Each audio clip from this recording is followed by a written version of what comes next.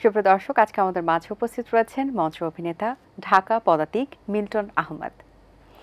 শুভ সকাল, কেমন আছেন? জি ভালো আছি, আপনি কেমন আছেন? আমি বেশ ভালো আছি, ধন্যবাদ আপনাকে। আমরা শুরুতে একটু জানতে চাই, মঞ্চের সাথে যাত্রাটা শুরু কিভাবে হয়েছে আপনার? ছোটবেলা থেকে দেখতাম যে আমার ছোট চাচা, উনি খুলনায় মঞ্চের সাথে খুব ওতপ্রোতভাবে জড়িত ছিলেন। উনি একটা চাকরি করতেন, চাকরির পরে সন্ধ্যার সময়টা উনি এই মঞ্চ নিয়েই পড়ে থাকতেন। কখনো নাটকের নির্দেশনা দিতেন, কখনো স্ক্রিপ্টিং করতেন, রাত জেগে নাটক লিখতেন। তো এগুলো দেখতাম কাছে থেকে, তখন ভেতরে হয়তো এটা ঢুকে গেছে। তারপরে যখন 2000 সালে এসএসসি পরীক্ষা দিই, এসএসসি পরীক্ষার পরে খুঁজছিলাম যে কি করা যায়, তখন খুলনার একটা নাট্যদল অন্বেষণ নাট্যগোষ্ঠীর সাথে ইনভলভ হই এবং তখনই আসলে শুরু। এরপর ইন্টারমিডিয়েট পাশ করার পরে ঢাকায় এসে ইউনিভার্সিটিতে ভর্তি হওয়ার পরে টিএসসিতে ঢাকা পদাতিক নামে, আপনারা জানেন ঢাকা পদাতিক বাংলাদেশের সেরা 10টা দলের একটি দল। তো এখানে কর্মশালার মাধ্যমে যুক্ত হই। তারপর থেকেই 25 বছর, বলতে পারেন 23 বছর ঢাকা পদাতিকের সাথে আছে। ওয়াও! কি কি নাটকে পারফর্ম করেছেন? অনেক নাটকে মনে হয় কাজ করা হয়েছে, তার মধ্যে অন্যতম যদি কিছু থাকে। অন্বেষণ নাট্যগোষ্ঠীতে অনেকগুলো নাটকে কাজ করেছি, বিশেষ করে জনসচেতনতামূলক বা সমাজ সেবামূলক কিছু পথনাটকে কাজ করতাম। আর ঢাকায় আসার পরে কর্মশালার মাধ্যমে বেশ কিছু পথনাটক করি ঢাকা পদাতিকের। ঢাকার মধ্যে, ঢাকার বাইরে, ঢাকার বিভিন্ন অঞ্চলে গিয়ে পথনাটকগুলো করি। এরপরে জলদাস নামে একটা নাটক করি, যেটা আপনি নাদের চৌধুরীকে চিনবেন, আমাদের দেশের একজন বিশিষ্ট অভিনেতা এবং নাট্য নির্দেশক। ওনার নির্দেশনায় জলদাসে কাজ করি। এরপরে দেবাশিস ঘোষের কথা 71। কথা 71 এমন একটা নাটক, বাংলাদেশের মঞ্চের ইতিহাসে প্রথম কোনো ডকু ড্রামা, মুক্তিযুদ্ধ ভিত্তিক আমাদের দেশের। তো এইটাই অভিনয় করি। আর বর্তমানে কাজ করছি সূর্য সেন, ট্রায়াল অফ সূর্য সেন। এইটার নির্দেশনায় ছিলেন হচ্ছে আমাদের প্রয়াত 21শে পদকপ্রাপ্ত মাসুম আজিজ ভাই। উনি মারা যাওয়ার পরে এই নাটকটার নবনির্দেশনা দিচ্ছেন নাদের চৌধুরী। তো এইটার আমরা সর্বশেষ বোধহয় 36তম শোটা করে ফেলেছি গত মাসে, এবং সামনে আমাদের আরও বেশ কিছু প্রোডাকশন আছে, যেমন পালট মুদ্রা নামে একটা নাটক নিয়ে আমরা কাজ করছি। আর সূর্য সেনে আপনার চরিত্রটা কি? সূর্য সেনে আমার চরিত্রটা একেবারেই নেতিবাচক। মানে গল্পটা না, হিস্টোরিক্যাল একটা বিষয় এটা। সূর্য সেন, যারা জানেন সূর্য সেনকে, ব্রিটিশ বিরোধী আন্দোলনেই সূর্য সেন ইনভলভ ছিলেন। তো ব্রিটিশরা যখন পুরস্কার ঘোষণা করে যে সূর্য সেনকে যে ধরিয়ে দিতে পারবে তাকে 5000 টাকা পুরস্কার দেওয়া হবে, একটা সময় 5000 থেকে এটা হয় 10,000, 10,000 থেকে 15,000। সে 1934 সালে, সেই সময় এই টাকাটার ভ্যালু অনেক ছিল। তো যে সূর্য সেনকে ধরিয়ে দেয় নেত্র সেন, আমি সেই নেত্র সেনের ক্যারেক্টারটা করছি। এটা বলতে পারেন একটা ঐতিহাসিক নেতিবাচক চরিত্র। আচ্ছা, এই চরিত্র করতে গিয়ে এই যে আপনার যতগুলো আপনার কাজ করার যে অভিজ্ঞতাটা মঞ্চে, সেখান থেকে কি ব্যতিক্রম দেখছেন? ব্যতিক্রম বলতে, আমার বাড়ি তো খুলনায়, আর ঢাকায় এসে সব রকম ভাষায় থিয়েটার করতে গিয়ে সব রকম ভাষার মুখোমুখি হই, বাট আয়ত্ত করা হয়নি স্পেশালভাবে কোনোই। বাট সূর্য সেন করতে গিয়ে চিটাগাংয়ের ভাষাটা আমাকে আয়ত্ত করতে হয়েছে। এই জন্য আমাদের গ্রুপে চিটাগাংয়ের 2-3 জন ছিলেন, বাট তারা দীর্ঘদিন ঢাকায় থাকার কারণে তারা পুরোপুরিও চিটাগাংয়ের ভাষা এভাবে পারতেন না। কিন্তু চিটাগাংয়ে আমার যেসব বন্ধুবান্ধব আছে, আমি অনেক সময় খেলার প্রয়োজনে বা আমার প্রয়োজনে যখন চিটাগাং গিয়েছি, আমি ওই স্ক্রিপ্ট নিয়ে ডোর টু ডোর ঘুরেছি। দোস্ত বলতো, বা আপনি একটু বলেন তো এটা কীভাবে হবে, উচ্চারণটা কেমন হবে, প্রোনাউন্সিয়েশনটা কীভাবে হবে, ওদের কাছ থেকে এটা রপ্ত করার চেষ্টা করেছি। আর প্রচুর মহড়া করতে হয়েছে, তারপরে এটা মানে আয়ত্ত করতে হয়েছে। এটা একটু টাফ ছিল। চিটাগাংয়ের ভাষাটা আমার কাছে মনে হয়েছে সিলেট এবং চিটাগাংয়ের ভাষা বাংলাদেশের সবচেয়ে দুর্বোধ্য ভাষা।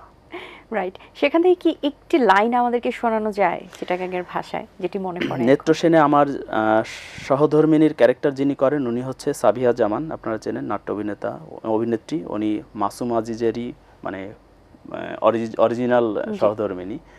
ওনার সাথে আমার একটা আছে যে আমাকে এসে জিজ্ঞাসা করে যে টাকাটা পেয়েছি কিনা, হ্যাঁ টাকা পায়েন না। তো আমি এখানে বলি যে আইজো না পাই, তাই পামু কিছু নিয়ম কানুন আছে যে, মানে এইটাই হচ্ছে। হ্যাঁ, ইন্টারেস্টিং। হ্যাঁ, আমার ছোট ভাই, সে আবার সূর্য সেনের খুব ভক্ত থাকে। তো আমি তাকে দেখি যে আমার কাছ থেকে রাতের অন্ধকারে পালিয়ে এসে সূর্য সেনের সাথে দেখা করতে যাচ্ছে। তো আমি টের পেয়ে ওকে জিজ্ঞাসা করি, রাত গড়ি কড়ে যাওয়ার। তো ও বলে যে বিশ্বাস বাড়ি যাই আর গই। তা আমি তখন বলি যে কা অডে তোরার মাস্টার দায় বোধে যায় না, মানে এইরকম কিছু ডায়ালগ আছে আমার। তো আমরা চিটাগাং এর ভাষা শুনছিলাম, মজার, আসলে চিটাগাং এর ভাষাটা খুব মজাদার একটি ভাষা, মজা আসলে এটা এবং আমার শুনতেও ভালো লাগে। হ্যাঁ, অনেকের মতে চিটাগাং এর ভাষা সবচেয়ে কঠিন। কঠিন, একদম, এটাও সত্যি কথা, আসলে বোঝা যায় না জি, জি। খুব একটা। শেষ কবে দেশের বাইরে শো করা হয়েছে এবং কোথায়? শেষ গত বছর করেছি, দিল্লিতে করেছি। ঢাকা পদাতিকের প্রতি বছর 3-4টা বিদেশ ট্যুর থাকে, নাটকের বিভিন্ন আমন্ত্রণ থাকে বিভিন্ন নাট্যোৎসবে, বিশেষ করে ইন্ডিয়াতেই বেশি যাওয়া এবং ইন্ডিয়ার বিভিন্ন জায়গায়। তো ঢাকা পদাতিক এই প্রথম দিল্লিতে 2টা শো করেছে গত বছর। সেটা হচ্ছে ওইখানে একটা নাট্য উৎসবে আমন্ত্রণ পেয়েছিলাম এবং সেখানে এই নাটকটা যেহেতু এই ব্রিটিশ বিরোধী আন্দোলন ছিল, তখন তো আসলে এটা অবিভক্ত ইসের সাথেই ছিল, ভারতের সাথে ছিল। তো নাটকটা আসলে দুই দেশেরই কানেক্ট করে, দুই দেশের ইমোশনকেই কানেক্ট করে। সো ওইখানে ফুল গ্যালারি অডিয়েন্স এটাকে খুব বাহবা দিয়েছে। আচ্ছা, আপনি তো একটি প্রতিষ্ঠানে কর্মরত রয়েছেন, পাশাপাশি ঢাকা পদাতিকের দপ্তর সম্পাদকও আপনি। সময়গুলো কিভাবে ম্যানেজ করা হয়? আপনারা জানেন যে থিয়েটারের কাজ পুরোটাই হয় সন্ধ্যার পরে, দিনের বেলায় এটার কাজ হয় না। যেমন সিনেমা নাটকের শুটিং ডেতে হয়, কিন্তু থিয়েটারের কাজটাই হয় সবার অফিস শেষ করে, ব্যক্তিগত যে কাজগুলো শেষ করেই তারপরে সন্ধ্যার পরে এটা একটা রিল্যাক্স মোডেই হয়। তো যেহেতু সন্ধ্যার পরে হয়, 7টা-8টার পরেই এটার সাথে ইনভলভ থাকি, তাই কাজ করতে খুব সমস্যা হয় না। মাঝে মাঝে চাপ থাকে কাজের, কিন্তু এটা ম্যানেজ করতে হয়। সেটা হচ্ছে দলীয় যারা আছে তাদের সবার সহযোগিতা, আবার অফিসে যাদের সাথে কাজ করি সবার সহযোগিতা নিয়েই এটা করতে হয় আর কি। আচ্ছা, এখন যারা থিয়েটারে নতুন করে অংশগ্রহণ করছেন বা নতুন প্রজন্মে যারা থিয়েটারে কাজ করছেন, তাদের মধ্যে সম্ভাবনা কেমন দেখছেন? থিয়েটার করলে তার একটা ভালো আউটপুট থাকেই। থিয়েটারে এখন অনেক ছেলেমেয়েরা কাজ করছে। মাঝে থিয়েটারের প্রতি আগ্রহ দেখেছিলাম যে অনেক কম, যা অনেকে ইউটিউব নিয়ে ব্যস্ত বা মিডিয়া কেন্দ্রিক, সবার মধ্যে মিডিয়ায় কাজ করার বা চেহারা দেখানোর একটা কাজ করার প্রবণতা, টেন্ডেন্সিটা কাজ করে। তো এখন তারা আস্তে আস্তে টের পেয়েছে একটা সময় যে আসলে আমার যদি প্রশিক্ষণ না থাকে, আমার যদি থিয়েটার চর্চা না থাকে, আমার যদি এই নলেজটা না থাকে, আসলে আমি এখানে টিকতে পারবো না। এই জায়গা থেকে এখন প্রচুর ছেলেমেয়েরা এখন থিয়েটার নিয়ে কাজ করছে। আপনি যদি শিল্পকলায় যান বা মহিলা সমিতিতে যান, দেখবেন যে প্রতিটা সন্ধ্যা নাটকের দিন ঘিরে ওই জায়গাটা একটা গ্যাদারিং থাকে, নাটক দেখতে আসছে। তারপরে মানে আগের যে সিচুয়েশনটা ছিল গত 5-7 বছর আমরা দেখিনি, তার আগের যদি হিসাবটা বলি, এখন সবাই আবার থিয়েটারমুখী হচ্ছে শেখার জন্য, জানার জন্য। আচ্ছা, শেখানোর যে কৌশলটা ওই সময়টাতে কেমন ছিল এবং এখন নতুন প্রজন্মদের জন্য কেমন? এখন যেহেতু অনলাইনের যুগ, ইউটিউবের যুগ, তারপরে পুরোটাই মিডিয়া নির্ভর যুগ। একটা সময় এগুলো ছিল না, তখন শুধু বিটিভি ছিল। তখন মানুষ বিনোদনের মাধ্যম হিসেবে শুধুমাত্র থিয়েটারকেই, যারা বিনোদন কেন্দ্রিক ছিল তারা থিয়েটার নিয়েই থাকতো, শিখতো, দেখতো। এখন বিনোদন দেখার মতো অনেক কিছু তৈরি হয়েছে, যেমন ওটিটি প্ল্যাটফর্ম হয়েছে, তারপরে ইউটিউব, চাইলে ইউটিউবে দেখা যায়, সেটা মোবাইলেও দেখা যায়, ঘরে ফিরে দেখা লাগে না। তো টেলিভিশনে প্রচুর নাটক হচ্ছে, যার সেই কারণে এই জায়গাটা এখন একটু সংকুচিত হয়ে আসছে। বাট যারা ফিল করছে যে থিয়েটার ছাড়া আসলে উপায় নেই, এখানে শিখতে হবে, বুঝতে হবে, তারা থিয়েটারে কাজ করছে। এবং থিয়েটারের মজাটাই আলাদা। এখানে একটা গ্রুপ ওয়াইজ কাজ করে, প্রতিদিন আড্ডা দিতেই হয় এবং স্টেজে দাঁড়িয়ে সরাসরি অডিয়েন্সকে কানেক্ট করা, করা, এটা খুবই আনন্দদায়ক, খুবই মজার। আচ্ছা, আমাদের এই যে শেখার তো শেষ নেই কখনো, এবং এই শেখার যে গুরুত্বটা এখন সবাই বুঝছে, কিন্তু আপনি বলছিলেন সংকুচিত হয়ে আসছে আসলে। সো পর্যাপ্ত মঞ্চ কি আছে বা সেটা বাড়ানোর ক্ষেত্রে কি করা যেতে পারে? আমাদের দেশে আসলে পর্যাপ্ত মঞ্চ নেই। আপনি ঢাকা, চিটাগং এরকম 2-1টা জায়গা ছাড়া ভালো মানের নাটক করার মতো মঞ্চ কোথাও নেই। আমরা আমাদের এই সূর্য সেন নিয়েই আমরা যেমন ঢাকার বাইরে কোথাও মুভ করতে পারি না। যদি আমি বিভাগীয় বা জেলা শহরগুলোর কথা বলি, এখানে ভালো মঞ্চ নেই, ভালো লাইট করার মতো ক্যাপাসিটি নেই, যার কারণে আমরা এইগুলো ঢাকার বাইরে শো করতে পারি না, ঢাকার মধ্যেই শুধু থাকতে হয়। বড়জোর চিটাগংয়ে গিয়ে আমরা শোটা করতে পারি, কিন্তু আমাদের উচিত এইটার পরিসরটা বাড়ানো, যাতে করে এই নাটকগুলো সারা দেশের মানুষ উপভোগ করতে পারে, জানতে পারে, শিখতে পারে। আচ্ছা, থিয়েটার করতে গিয়ে মজার কোনো ঘটনা আছে যেটা এখন আপনাকে হাসায়? মজার ঘটনা আসলে প্রতিনিয়তই ঘটে। যেমন আমাদের এই সূর্য সেনের কথাই যদি বলি, মাসুম আজিজ ভাইয়ের যিনি ওয়াইফ, তিনি এখানে আমার ওয়াইফ। আবার পালট মুদ্রা যে নাটকটা করছি, তিনি সেখানে আমার মা। তো সেখানে এটা অনেক মজার আচ্ছা। হ্যাঁ, এটা সবাইকে মজা দেয় এবং আমাকে সবাই মাঝে মাঝে খোঁচাও মারে এটা নিয়ে।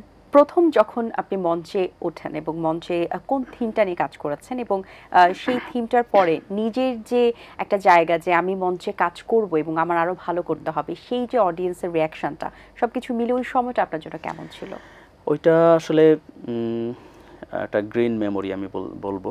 আমি যখন প্রথম অন্বেষণ নাট্যগোষ্ঠীতে যাই, তখন আমাকে একটা থিম দেওয়া হলো যেখানে কোনো স্ক্রিপ্ট ছিল না, শুধু একটা ধারণা দেওয়া হলো যে আর্সেনিকের উপর একটা নাটক করতে হবে, বিষয়টা এই। তো আমরা 7-8 জন মিলে একটা গ্রাম এলাকায় গেলাম, সেখানে একটা বাড়ি সিলেক্ট করা হলো প্রশিকা থেকে। তখন প্রশিকা আমাদেরকে কিছু পেট্রোনাইজ করতো, এই আমাদের দলটাকে, যে সপ্তাহে 3টা বা 4টা জনসচেতনতামূলক নাটক করতে হবে, এটার জন্য এত টাকা দিবে দলকে। ওকে, তো আমরা এরকম যেতাম, অমুক জায়গায় অমুক দিন আসতে হবে। তখন তো মোবাইলের এত অ্যাভেলেবিলিটি না, 2000 সালের দিকে আগেই জানিয়ে দেওয়া হতো। তো আমরা ওই এলাকায় গিয়ে দাঁড়াতাম, দেখা গেলো কখনো গরুর হাটে, কখনো বাস স্ট্যান্ডে, নিয়ে আমাদের বলতে এইখানে নাটক করতে হবে এইখানে। তো আমরা যখন নাটক স্টার্ট করব, এলাকার সমস্ত মানুষজন, তারপরে ভ্যানওয়ালা বা মানে গ্রামের যত মানুষজন সব এসে এখানে গোল করে দাঁড়াতো। আমরা খোলা জায়গায়, খোলা মাঠের উপরে বা খোলা উঠোনে, এমন হতো যে অমুক বাড়িটা বড় আছে, ওই মুখ বাড়িটার সামনে একটা বড় উঠোন আছে, ওখানেই করব। জাস্ট আধা ঘন্টা আগে তাদেরকে জানাতাম, তারা আশেপাশের মানুষদের বলে আসতো যে আজকে আমাদের এখানে একটা পথনাটক আছে। সবাই এসে জড়ো হয়ে দেখতো এবং মানে আমরা তখন কি বলবো, মানে কেউ আমাদেরকে চেনে না, আমরা প্রতিষ্ঠিত কোনো মঞ্চশিল্পীও না, কিন্তু ওই নাটক দেখার যে ভিড় এবং যে উচ্ছ্বাস এবং হাততালি, এটা আসলে সারা জীবন মনে থাকবে। কখনো আমরা আর্সেনিক, কখনো আমরা জন্ম নিয়ন্ত্রণ, কখনো ডায়রিয়া, এরকম নানান টপিকসের উপর আমাদেরকে হুট করে বলতো যে এখন এখানে নাটক করতে হবে। আমরা স্ক্রিপ্ট ছাড়া একদম পুরোটা ইম্প্রোভাইজ করে। Very challenging. টিভি নাটকে কাজ করার ইচ্ছে রয়েছে কিনা, বা অফার তো অবশ্যই পেয়েছেন? না, এরকম সুযোগ থাকে। আমরা যারা মঞ্চ নাটকে কাজ করি, মঞ্চ নাটকের অনেকেই কিন্তু টেলিভিশনে কাজ করে, তারা কেউ নির্মাতা, কেউ বড় বড় অভিনেতা। যেমন আমাদের দলেরই ঢাকা পদের দিকের নাদের চৌধুরী, উনি তো একজন সিনেমা পরিচালকও, আপনি জানেন। দলের অনেকেই সিনেমায় কাজ করেছে ওনার কারণে। এছাড়া আমাদের বর্তমান যিনি মোস্তফা সরোয়ার ফারুকী, সম্মানিত উপদেষ্টা, উনি আমাদের দলের। মাহফুজ আহমেদ আমাদের দলের, মাসুম আজিজ আমাদের দলের, শিহাব শাহিন আমাদের দলের। এরকম অনেক বড় বড় নাম করা ইয়েরাই আমাদের সাথে আছেন। আমাদের দলের অনেকেই কাজ করছে মিডিয়ায়। আমাকেও অনেকে 2-1 জন মাঝে মাঝে বলেছে যে চাইলে কিন্তু করতে পারো বা করতে পারেন। আলামিন স্বপন নামে একটা এখন বেশ ফেমাস স্ক্রিপ্ট রাইটার আছে, ওর নাটক খুব প্রচুর এখন চলে। ও বলে ভাই আপনি কাজ করেন, কিন্তু আসলে আমার কাছে মনে হয়েছে যে আমি যে জব করি সেটা করে আসলে এই জায়গাটা ইনভলভ হওয়াটা আমার জন্য ডিফিকাল্ট এই মুহূর্তে। আর যেহেতু শুধু জবের পাশাপাশি মঞ্চটাই করছি, এটাকে আমি বেশ ভালো এনজয় করছি। আমি আমার এইটাকে অন্যদিকে ডাইভার্ট করতে চাচ্ছি না, এটা অনেস্টলি বললাম। মানে আপাতত আমার মিডিয়া, আপাতত না, কিন্তু আমরা ফিউচারে আপনাকে দেখতে পারি। এরকম একটা স্বপ্ন সবারই থাকে যে মিডিয়ায় কাজ করবই থাকে, কিন্তু এটা প্রকট না এই মুহূর্তে। আচ্ছা, অসংখ্য ধন্যবাদ আপনাকে, খুব ভালো লেগেছে কথা বলে। অনেক অনেক শুভকামনা রইল আপনার জন্য, ভালো থাকবেন সব সময়। Thank you. দর্শক, আশা করছি আজকের আয়োজন ভালো লেগেছে। আজ এই পর্যন্তই। আপনাদের সঙ্গে দেখা হবে আগামী পর্বে নতুন কারোর সঙ্গে। সেই পর্যন্ত ভালো থাকুন, সুস্থ থাকুন এবং এটিএন বাংলার সাথেই থাকুন। আল্লাহ হাফেজ। দিন আসে দিন যায়, সময়টা চলে যায়, তবু আছি এই বেশ ভালো।